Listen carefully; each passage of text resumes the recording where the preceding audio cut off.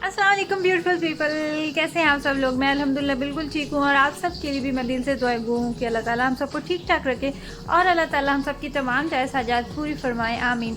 तो जी सुबह के बाद मैंने किचन का यहाँ पे रुख किया और कैमरा मैंने आते ही ऑन कर लिया था। मैंने ये नहीं सोचा कि मैं पहले से किचन जो है इसको क्लीन कर लूँ तो फिर आप लोगों को दिखाऊँ, नहीं ऐसा मैंने नहीं किया। मुझे कुछ बर्तन जो हैं वो वॉश करने थे और मैंने ऐसा ही किया कि मैंने जो चाय के लिए पानी चढ़ाना था वो मैंने रखा है चूल्हे पे और जब तक ये चाय के लिए कहवा रेडी होगा तो मैं साथ ही साथ अपने दूसरे काम जो है वो भी निपटा लूँगी, ख़त्म कर लूँगी और वो भी मैं अभी आपके सामने ही करती हूँ। एक्चुअली मैं रात में कुछ 2-3 प्लेटें थी वॉश करने वाली जो कि मैंने नहीं की, सुस्ती कर दी और सुबह जब जैसे जैसे जिसका किचन में चक्कर लगता है तो वो फिर कहीं को ग्लास पड़ा हुआ है, कहीं पे कुछ पड़ा हुआ है तो कहीं पे कुछ, तो इस तरह जो बर्तन थे ना थोड़े बहुत वो बने हुए थे। आज की इस वीडियो में मैं आप लोगों के साथ वो वाली यमी सी मज़ेदार सी रेसिपी शेयर करने वाली हूँ जिस रेसिपी को तो नहीं, जिस खाने को देख के तो आपके ना दिल में जल थल सी मच गई है। रेसिपी के लिए आप बेकरार है। मैंने सोचा नहीं था कि मैं आपके साथ इस तरह डिटेल में शेयर करूंगी, लेकिन आपके जो मैसेजेस आए थे इंस्टाग्राम पे कि इसकी रेसिपी शेयर करें, बताएं किस तरीके से हमने बनाया, तो मैंने सोचा कि मैं आपके साथ थोड़ा सा एक्सप्लेन कर दूंगी, मतलब इतना कर दूंगी कि जिस आपको पता चल जाएगा कि मैंने कौन सा तरीका जो है वो बनाते हुए तो ये यहाँ तक पहुँचा है ये वाला खाना। तो उससे पहले थोड़े से काम है और उसके अलावा अभी मैं आपको दिखाने वाली हूँ कि आज का जो दिन है ना ये मैंने किस तरह स्पेंड किया। इतना शदीद ठंडा और इतनी ठंड में जो दिन है ना, और प्लस मुझे 1-2 वैसे भी काम थे। एक तो मैंने घर से बाहर जाना था, घर से बाहर निकलना ही पड़ा और वो क्यों निकलना पड़ा तो वो आपको थोड़ा सा इंतज़ार करना है। और दूसरा ये कि मुझे 1-2 कॉल्स करनी थी, वो फिर इस तरह का कोई भी काम होना तो मुझे इतना मुश्किल लगता है ना, मतलब कि कोई फिक्स टाइम हो, अपॉइंटमेंट हो तो एक टाइम है फिक्स, उस पर आपने फ़ोन भी करना है हर हाल में, या फिर आपने कहीं पे जाना हो तो वो मुझे बस उसकी टेंशन रहती है मुसलसल।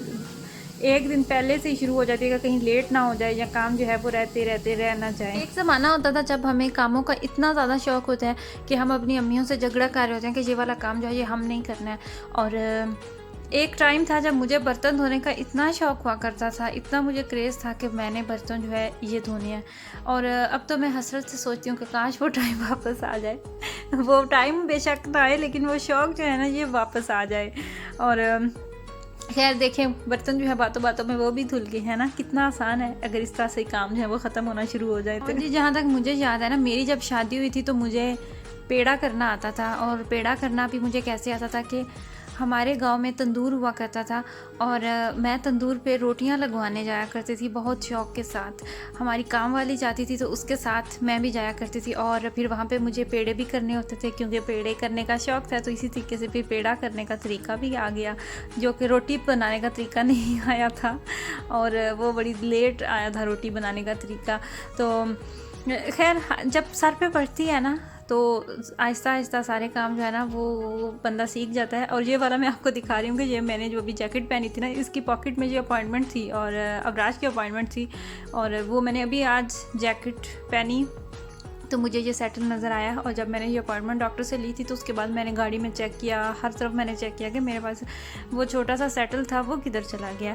और जो कि मुझे अभी ये पहनते, जब मैंने पहनी तो पॉकेट में मैंने हाथ डाला, ठंड की वजह से तो मुझे ये नज़र आया। और देखिए यहाँ पे मैं आपको दिखा रही हूँ कि दरख्तों के पास छोटे छोटे से ना लकड़ी के घोंसले से बना के परिंदों के लिए रखे हुए हैं, और यहाँ पे भी थे और यहाँ पे भी ये वो एक और नज़र आ रहा है। और देखें कि सोच है ना कितना ज़्यादा ये लोग ख्याल करते हैं ना बच्चों का, बड़ों का तो वो तो सबका करते ही करते हैं, सबके लिए यकसा बराबर रूल्स हैं यहाँ पे।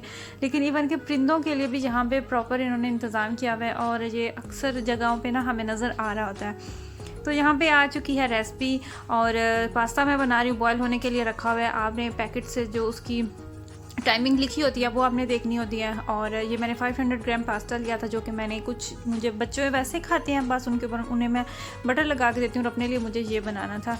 और जी मैं आपको बताऊँ कि मैं घर से बाहर क्यों निकली हुई थी, क्योंकि जैसे कि आपको पता है कि होम स्कूलिंग जो है वो चल रही है और स्कूल की तरफ से एक एप्लीकेशन जो है वो बनाई गई है और उस पर काफ़ी अरसे से हमें मसला आ रहा था कि लॉगिन जो है वो नहीं हो पा रहा था। उसका जो पासवर्ड था वो भी अगर डाल लेते वो भी गलत वो शो हो रहा था कि रॉन्ग है, और जो यूज़र नेम था वो भी गलत इशू हो रहा था। तो वो काफ़ी नए पासवर्ड भी आए और फिर टीचर के साथ फ़ोन पे भी बात हुई, तो फाइनली फिर क्या डिसाइड हुआ कि स्कूल में जाएं अपनी लैपटॉप या टैबलेट जिससे भी आपने लॉगिन करना है, तो वहाँ पे जो प्रिंसिपल है वो आपको डायरेक्ट करके देगी। और इतनी ज़्यादा ठंड थी, मुझे यहाँ पे नज़दीक सा स्कूल और वो भी मुझे इतना मुश्किल लग रहा था ना वहाँ पे जाना, लेकिन फाइनली वो काम जब वो ख़त्म हो गया और बच्चों के जो होमवर्क हैं और सारी जो इन्फॉर्मेशन है स्कूल के बारे में, तो वो अब इसी तरह ऑनलाइन जो पेरेंट्स को ना मौसूल हो रही है। तो जी अभी आ जाती है अपनी रेसिपी की तरफ। और जी क्या पास्ता जो है यहाँ पे बॉयल हो चुका है, और उर्दू लोग हैं हम, देसी पंजाबी, तो पास्ता ही मैं कहूँगी फैस्ट्रा इस तरह कोशिश कर लेना। पास्ता हमारा बॉयल हो चुका है, छोड़े ऐसी बातों को, पास्ता हमारा बॉयल हो चुका है और उसी पानी में मैं डाल रही हूँ ब्रोकली मैंने डाल दी और जो मैंने कैरेट डालनी थी वो मैंने डाल दिया बॉयल होने के लिए।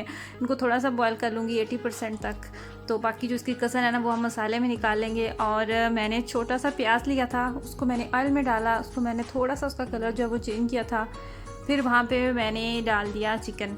और चिकन जो देखें बहुत अच्छे से फ्राई हो चुका है, थोड़ा थोड़ा चिकन का कलर जो है वो चेंज हो चुका है। फिर मैंने अदरक लहसुन का पेस्ट भी डाला था, हाफ टेबल स्पून।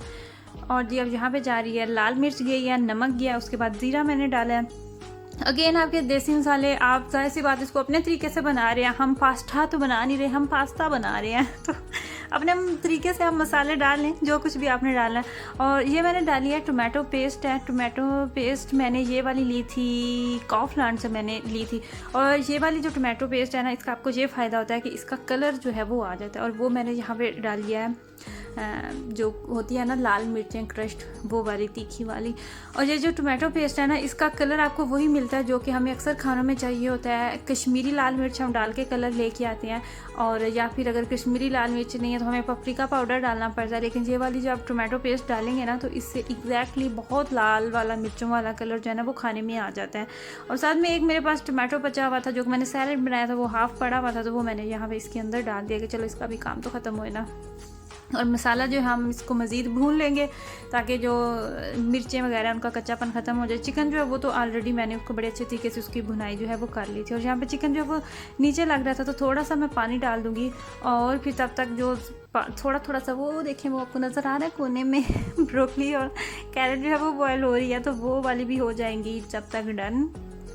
मिर्चें जो है येलो पपरिका, उसको मैंने काट के साइड पे रखा हुआ है। आपकी मर्ज़ी पे डिपेंड करता है आप कितनी वेजीज़ आप इसके अंदर डालना चाहते हैं।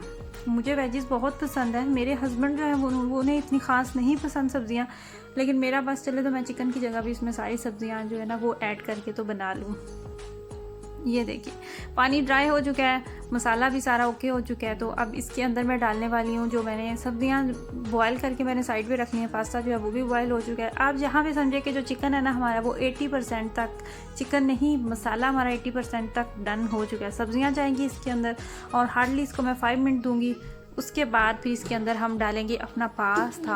ये वाली ना रेसिपी मैंने आप लोगों के साथ काफ़ी दफ़ा पहले भी शेयर की हुई है कि पास्ता जो है इस तरह का वो मैं काफ़ी दफ़ा बनाती हूँ, और रेसिपी भी मैंने देसी स्टाइल में मतलब कि थोड़ी सी चेंज करके ना, तो वो मैंने तरीके शेयर किए हुए हैं। और लेकिन ये भी देखने में बड़ा मज़े का लग रहा था पिक्चर्स इसकी, तो मैंने सोचा कि फिर आपका दिल भी चाह रहा था तो क्यों नहीं रेसिपी जो है वो ज़रूर शेयर की जाए, इसमें क्या हर्ज है। तो जी यहाँ पे सब्जियाँ हो चुकी हैं डन। ये देखिए ब्रोकली जो उसको मैंने बॉईल कर लिया था, और जो कैरेट है ना, ब्रोकली फिर मसाले में अगर आप उसको थोड़ा सा टाइम देना तो हो जाती, कैरेट जो है ना वो सख्त रह जाती है, उसको अपने मस्ट करना होता है बॉयल। और यहाँ पे मैंने डाला है इसमें सोया सॉस मैंने डाला है 2 टेबल स्पून, 2 खाने के चम्मच, और सिरका भी मैंने इतना ही डाल दिया।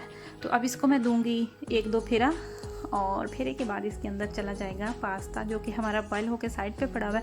आपको पता है कि पास्ता जो है ना वो जब हम बॉयल करके साइड पे रखते हैं तो वो एक दूसरे को जकड़ लेते हैं, ऐसे गोला सा बन जाता है। तो उसका हल सिर्फ यही होता है कि हम उसके ऊपर ना अगर उसको पानी से नॉर्मल सादे पानी से ड्रेन कर लेना तो वो फिर इस तरह आपस में जुड़ता नहीं है। देखिए इस तरह खिला खिलाना पास्ता जो है वो रहता है। और जी तो फिर पास्ते को करना है हमने मिक्स बहुत ज़्यादा मिक्स करना है। उसके बाद फिर मैं दम ज़रूर लगाती हूँ, दम पे मैंने इसको ज़रूर रखना होता है। इससे क्या होता है कि जो मसाला होता है ना वो सारा इसके अंदर रच बस जाता है। जैसे कि भिंडी को ज़रूर दम पे रखना होता है, कुछ लोग नहीं भी रखते लेकिन मैंने मस्ट रखना होता है। इस तरह की ना कुछ थोड़ी बहुत चीज़ें हैं कि जिनको हम दम पे रखते हैं। इवन कि कुछ लोग तो चाय को भी दम लगाते हैं ना, लेकिन मुझे नहीं पता वो किस तरह की चाय होती है या वो किस तरीके से बनाते हैं, या शायद उसका कोई तरीका और होता है। तो जी खैर छोड़े दूसरी बातों को, ये देखें कितनी मज़े की गर्मा गर्म प्लेट जो है ना वो आपके सामने हाजिर है और बहुत मज़े का बना था, बहुत यमी बना था।